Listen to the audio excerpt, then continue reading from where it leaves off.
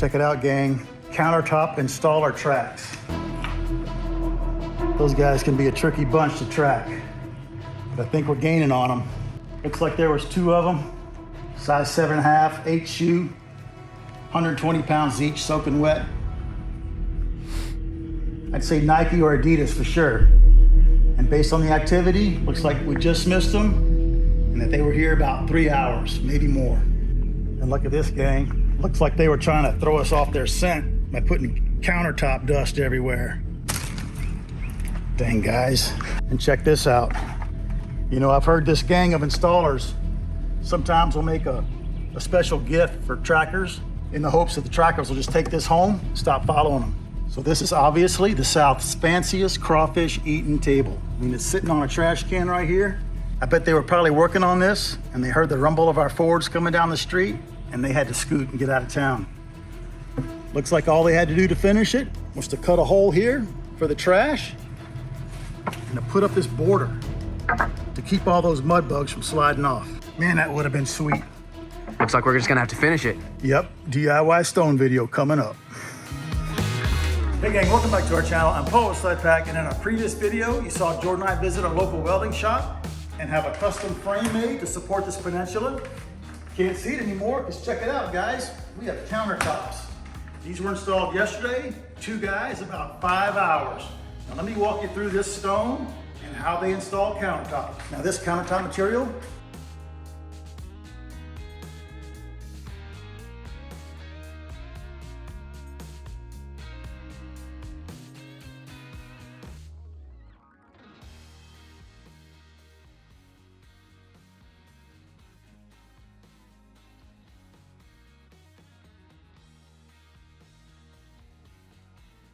so like I said, this edge is doubled up. They got the main piece and a small strip epoxied and then polished right here. And Jordan and I noticed that they actually will cut a piece off and roll it over so the grain matches, just like when you're doing wood. You get 2 pieces of wood, put them together like veneer, and the grain matches and follows. It looks like one piece, so that's awesome. Yeah, it does look great. Yep. You saw us in the previous video put this piece of plywood, the subtop, underneath here, and how we had to fight to get it in here. So did the stone guys put in one piece? No, they couldn't do it. So this is the main piece. They slid it in and they cut little squares to put in those little wing windows on the sides. Now over here, they did kind of bang up the drywall, but that's fine. You know, the perfect guy to fix that. So the bay window came out awesome, and I'm so glad we lowered it. You can kind of see here how it would have covered up the handle, so that's perfect. And in this whole project, 1, 2, 3, 4, 5 pieces of stone. There's only one seam, and it's right here. You can't even see it, right by the faucet. And these come as complete slabs. They do all the fabricating on site, all the cutting, all the radiuses, all the polishing, and it took them about 5 hours.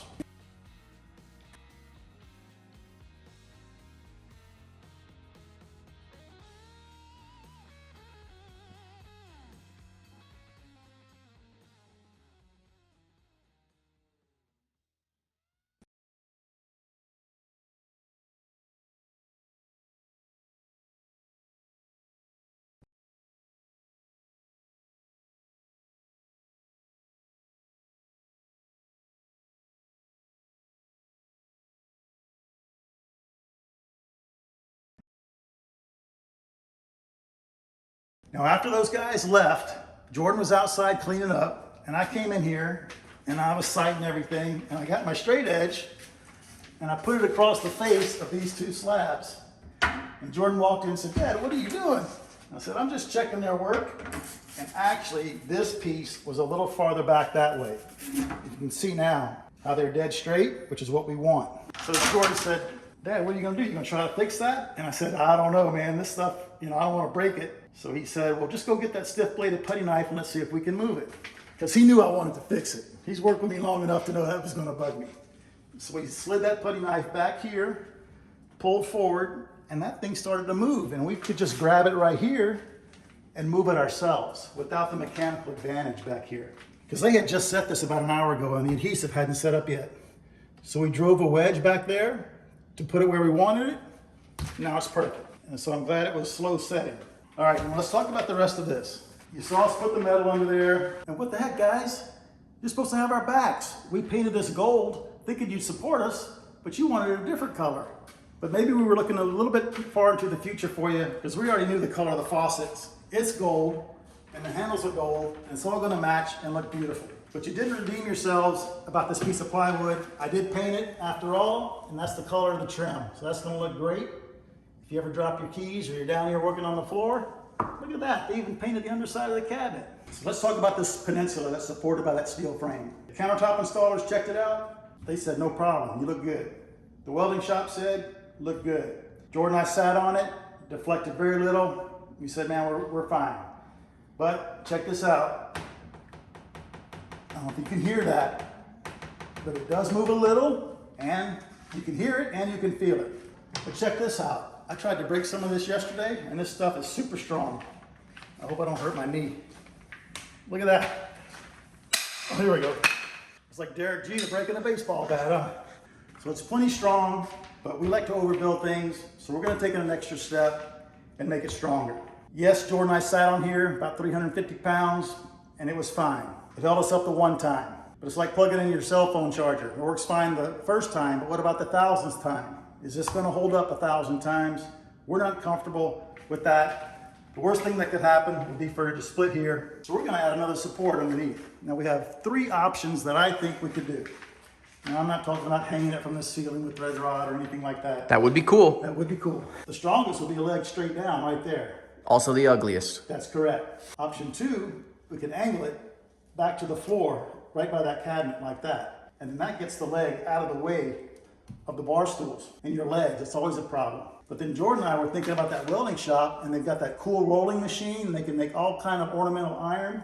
What if we had a really cool piece of steel bent into an arc right here? I think that would look awesome. Awesome and custom. Yep, and they could maybe do some ornamental work to it, maybe a circle here, something like that. Something to pick up on other details in the room. Like that faucet is curved, you could put a curve here. I think that would be great. So on the strength of this frame right here, just yesterday I was talking to our structural engineer about another project and asked him about this and sent him a couple of pictures. He said, let me do some calcs and check it out. So we'll see what he comes up with. He said initially it looks strong enough, but I think we can do it better. So we can't confirm or deny whether a structural engineer is going to design something for us, but that's not the issue of today's video. Stay tuned. Today's video is this farm sink. We want to get it hooked up, water flowing, water draining, so they can use this sink instead of the bathroom. So come on under here and I'll show you what we did so far. You already saw how we put 2 hots here, one for the faucet, one for the dishwasher, and then here's our cold. I had a tiny leak right here above this compression nut. So I got in here this morning, turned the water off to the house. I took all those apart and put a little Blue Monster pipe thread sealant around the ferrule and then tighten that nut again. So sometimes you have an angle stop that just won't stop dripping. So a good tip is to put pipe thread sealant on the ferrule, not on the threads of the nut and the valve, but on the ferrule where it seals inside. And that stopped that leak. Perfect solution for that application. Now, when we installed all this copper, you saw us deburr the inside. Well, all those little pieces of copper are now inside that pipe. We don't want them ending up in the aerator on the new faucet. So we're gonna blow it out. I've got this hose that we used when we hooked up the old faucet temporarily. I got a bucket right here. It's connected to the valve. Whoops, make sure it's a little tighter than that. Good. I'm gonna hold this in and flush it out. That's all I need.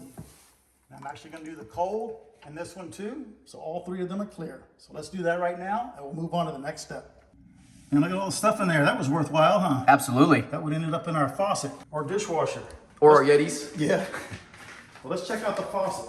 So there's our faucet manufacturer. It's made by Forius.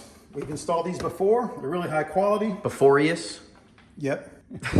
And this is all it comes with. The faucet, this plate, which you would use if you have an old counter with the 3 holes. This would cover up the 2 outer holes, but we don't need that. Are we using that? No, we're not. Oh. We could. Are you gonna take it? So we got our faucet, the weight for the spray head hose. We nicknamed that the Bane. The Bane, that's right. Then it comes with a red hose for hot, the blue one for cold, but does it matter? We're gonna talk about that in a little while. Then it comes with these 3 washers. A rubber one, the slotted one, and then the brass slotted one with the 2 screws. And this makes it so easy to install. And this is the order. From underneath, under the counter, the rubber one first, then the slotted steel one, and then this one is last. And then when you tighten these two screws, it pulls everything together. And that's the purpose of this rubber washer right here. You really wouldn't want steel against the stone. Put the rubber washer first against the stone, or in our case, the wooden subtop, and it acts as a dampener between the steel and that stone. So that's the order. And I think the first thing we're gonna do is attach our two hoses now, because it's gonna be very difficult to attach them when this is on. And then we'll be able to thread the whole thing through that 1 3/8 diameter hole that our guys cut for us yesterday. So let's put these on. No tape or sealant needed because it's double O-ring. Check it out. Now let's put those on and get this thing installed.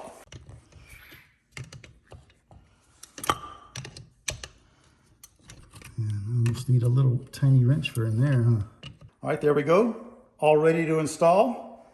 The other end of this, we'll just plug into there once we get it in the counter. And then there's no sealant or putty needed here at all. There's already an O-ring there that will form a perfect watertight barrier on top of the counter. Let's thread this guy in there, and I'll go underneath and connect the hardware. Boom, perfect. Okay, what do you want to do? Are you trying to get a shot? Can you get a shot? Oh, I've got the shot.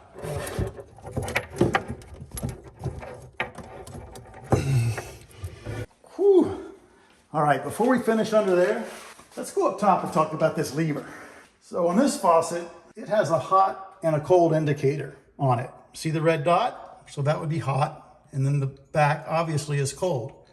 At my house, there is no indicator, but back is hot and forward is cold. Now, we just installed one of these in Washington for my future son-in-law, and this handle was actually hitting a windowsill right there. So the solution was just to pivot it in the front. Now, if you had a lever in the front, hot would be on your left and cold would be on your right. But what if you're left-handed and you wanted it over here? You could certainly do that, but now hot is in the back and cold is in the front. I guess it's more of a personal preference type of thing, but we're gonna put it on the right. And if we wanted forward to be cold, all we gotta do is switch the hoses at the valves underneath. Put the cold on the hot and the hot on the cold, and this little indicator is just a button. We can remove it, try not to drop it down the drain, and flip it around. Oh, wow. And I guess if you didn't have one of those little indicators, you could easily make one with a dab of paint. Right? Which way is right? Is forward cold or is forward hot? You just unleashed the Kraken in the comments. I did. But we're gonna install it the way the manufacturer intended, with hot forward. If the owners want it the other way, we can easily swap hoses and turn that around, just like we turn this refrigerator door around, huh, Jordan? Sure. And we also still have to address that door, actually. That's right. So stay tuned for that. Be a problem. Yeah. All right, so let me go underneath. I need a Phillips screwdriver. You saw the two screws on that brass ring that had the split in it. All I have to do is tighten those two screws. It's gonna draw this down tight. Hook up the hot side, the cold side. Hook up the black hose like I showed you, and that thing's done. Let me run out to the truck and get that Phillips screwdriver. I had one of my brothers call me. They had a faucet like this and it was loose. And he said, how do I fix it? I said, just get under there and tighten the two screws. And that was all they needed. The original installer just put the ring finger tight and didn't tighten the screws. Kind of crazy. But this is so much easier than using a basin wrench, trying to reach up there. I did want to do this today because I wanted that seam to be nice and dry before we put any pressure on it. How's that feel, bud? Good. All right, I can put this on after the fact. All right, I should hear a click. There it is. That's all I need for that. And then see how that's going to hang right there, out of the way of our plumbing, just like we planned it. So right where my middle finger is, I'm going to put the weight, just like that. And now we'll route these out of the way, nice and clean. Do the same with the hot. Why don't you grab me a crescent wrench and I'll tighten those.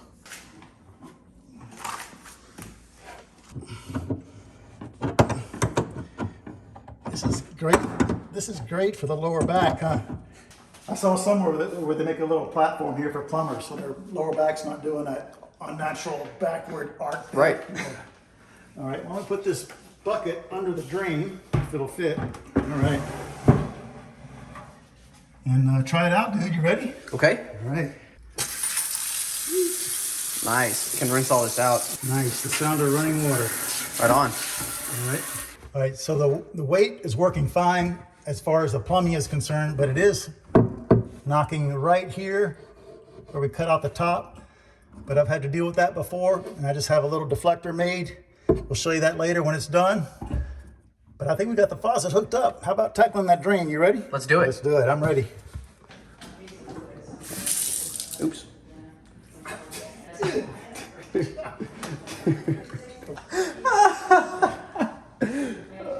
And then, yeah, that's fine. That's fine. That's good. Thanks for the bath. Sorry. All right, let's hook up the drain. It's gonna start with this part that the disposal's gonna hang off of. And my wife got a white one. She didn't want a silver one in there because nothing else is silver. Should be gold. It should be gold, I agree with you. Here's our disposal, nice 1/2 horsepower KitchenAid. So we're basically gonna trash that and this part, but we need this and the ring. We're gonna show you all that. Comes with a 90. We're gonna show you how to put that on. Disposals do not come with cords. Where we live, a plug-in cord is all we need. No direct wire, so we got a cord. So that's the disposal section. And then here's our drain. Went to my local plumbing supply store, picked up a nice Dearborn brass 1.5" P-trap. These things are so much better than the ones you find at the home centers. I can just tell the quality of these washers and the quality of this pipe. It's much thicker. Seems like the ones at the home centers, you can just see through them. It's gonna attach right there. Even comes with a trap adapter. A trap adapter adapts the drain to the plumbing in your house. In our case, 1.5" PVC. I even picked up a DWV, drain waste vent 45, because I believe we're gonna have to point this towards the disposal. So the waste coming out of the disposal will go right into our P-trap like that. Sometimes we're too short right here, so we need an extension. They have this double extension, which is pretty cool, because then I can cut it to whatever length I need. They usually come in 6-inch ones. Sometimes that's too short, but this will solve any issue you ever have. I think our first step I want to do is attach this, because this can be a bear and I need Jordan. So let's get our plumber's putty. We're going to put a rope under here and attach this to our sink. Let's do that first, and the rest is cakewalk. We're going to run those all the way out because of the thickness of our sink, and that's the order they go in under the sink. The fiber washer between the metal and our porcelain sink, and then our locking ring. All right, guys, this is not tall enough. For this sink, it's not gonna work. There's a local plumbing supply store where I got these before that are deeper, just for this situation. We're gonna zip in the truck, head over there, see if they have one, so we can finish this drain today.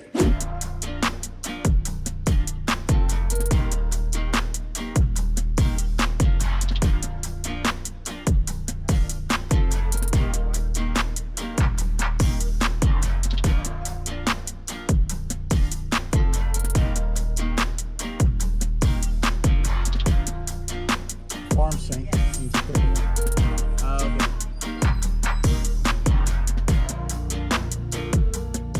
Alrighty guys, back from the store. Here's the deep flange we bought. But by comparison, this one is 1 5/8 tall. This one's 2 3/8. 3/4 of an inch difference. Over $40.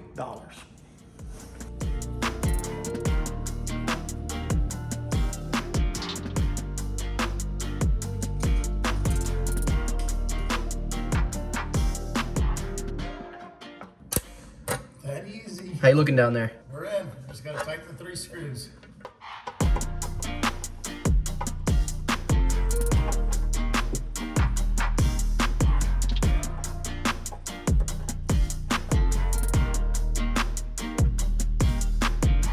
Now it's time to start the disposal. We have a whole video on this. Go back and check it out if you want to go take a deep dive.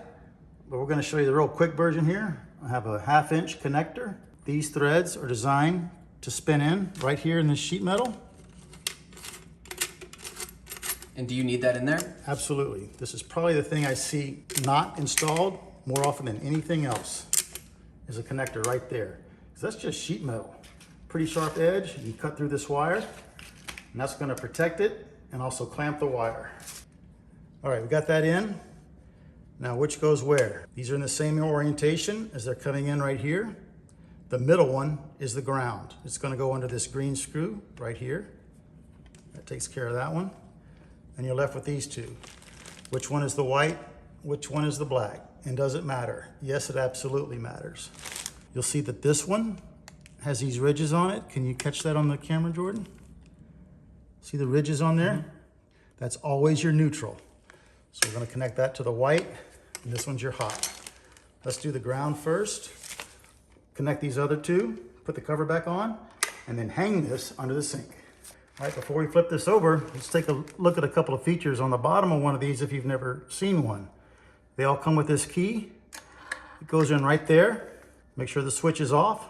If you ever get a jam, you can manually rotate the motor, hopefully clear that jam. This is a little reset button. Sometimes that's all you need to do to get your garbage disposal working again. It's like an internal circuit breaker. So we're almost ready to put this up, but before we do, let's attach our discharge L. So here's our discharge L. I got the flange on there, and here's the washer. Sometimes these have a recess in them that's made to go over here. This one's just solid. So we're gonna put it in there, and when we clamp the flange on there with the two bolts, it's gonna compress that washer between the housing and this flange for a watertight seal. And just tighten them till they bottom out, and then you'll know you're there. Okay, all ready to go. Feels better. Alrighty guys, got the disposal hung from the sink. Now we gotta rework the pipes on our drain. This is a little too far to the right. This will never reach over there. So I got a DWV 45. We're gonna cut this a little closer to the wall and glue that on there so it's pointing towards the disposal. Climb on there with my buzzsaw and cut off that pipe. All right guys, you can see how that's a much straighter shot now into that pipe right there, facing towards the left. Here's my trap adapter that we showed you earlier. I'm gonna cut a little piece of this pipe I just cut off. It's a little nipple. I'm gonna attach that right there and glue all that up. And then we'll just run the P-trap right into there. Take this off, and we'll go outside and glue that up.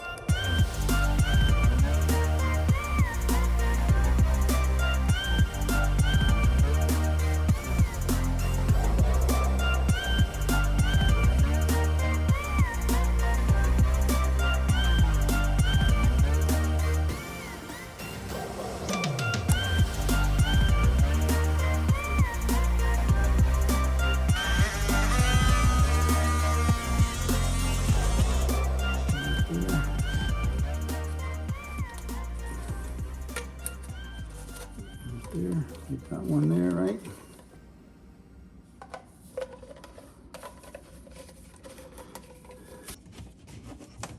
Yeah, I mean, they're good.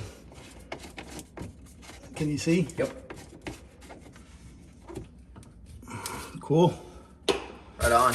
Yep. All right, gang, we're all plumbed up. Looks awesome. A few things we want to talk about and show you. Number one, you probably noticed that there's not a clean out back here. Rest assured, there is one outside on the brick, so we're covered there in case we ever get a clog in the wall or in the slab.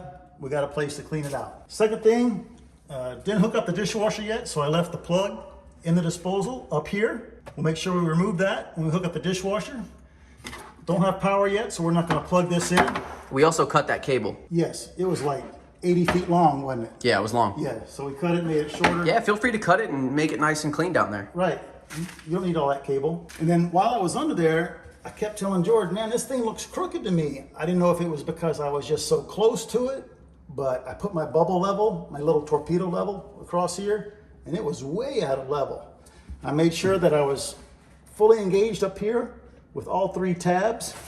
So we came up here and we're centered right here, and I can tell that the back is higher just with my hand. So that's what is making that disposal shift to the back like that. So we're fine. Last thing I want to mention is, you'll notice there's no air gap. They're not required by code where we live. But I say we test this thing out, man. I'm tired of working on it. I want to see some water flowing. Let's do it. Here we go. All right. We know this works because you already gave me a bath, right? That's true. Let's go see if it's leaking underneath. We know this works. Actually, the dishwasher plug has power, so there we go. Is that thing on? It is on. I can't even hear it. Yeah. Paid extra for the quiet version. And on this big mass of sink, the weight, there's no vibration, so it's super quiet. There's one more thing we want to mention to you. This sink is not glued or mechanically fastened any way to these supports we made. It's only being held in place by the silicone between the countertop and the sink. So just in case you ever drop something, you break the sink, you could get a buzz saw or a knife Come around all three sides, cut that silicone, and that sink will just slide right out, and you can replace it easy peasy. So that's gonna be a wrap on this video, gang. So I got this quartz cleaner for the owners. Smells wonderful, works great. It's a beautiful stone right there. So I think you guys need to get some like button cleaner. Make sure that like button is spotless. Smash it for us. Get down below in the comments, ask us a question. Tell us about your battles with farm sinks like you saw us battling this one. Subscribe if you haven't already, and we will see you on the next video.